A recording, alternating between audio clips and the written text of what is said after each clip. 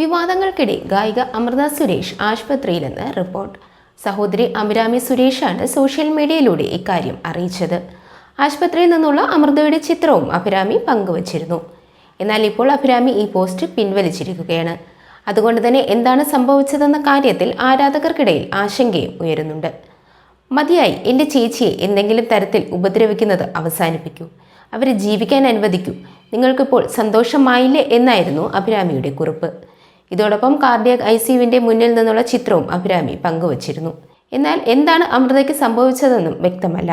പോസ്റ്റും ചിത്രവും അഭിരാമി പിൻവലിച്ചതോടെ ആശങ്കയിലാണ് ആരാധകർ.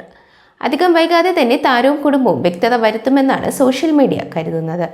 കഴിഞ്ഞ കുറച്ച് ദിവസങ്ങളായി സോഷ്യൽ മീഡിയയിൽ നടക്കുന്ന പ്രശ്നങ്ങളുടെ അനന്തരഫലമാണ് സംഭവമെന്നാണ് കരുതുന്നത്. ബാലയ്ക്കെതിരെ മകൾ രംഗത്തെത്തിയത് വലിയ വിവാദമായി മാറിയിരുന്നു. ബാല തനിക്കും അമൃതയ്ക്കുമെതിരെ നടത്തിയ ക്രൂരതകൾ വിളിച്ചു പറയുകയായിരുന്നു മകൾ. പിന്നാലെ ബാല അമൃതയുമായി എത്തി. ഇനി മകൾക്ക് അപ്പയില്ല എന്നും മകളോട് തർക്കിക്കാനില്ല എന്നുമായിരുന്നു ബാലയുടെ പ്രതികരണം. മകൾക്കെതിരെ സോഷ്യൽ മീഡിയയിൽ ആക്രമണം ശക്തമായതോടെ അമൃത പ്രതികരണവുമായി രംഗത്തെത്തിയിരുന്നു.